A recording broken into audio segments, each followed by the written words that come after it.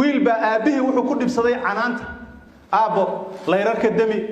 aabo biyaha hala dhaqaaleey aabo guriga haynaga jabinina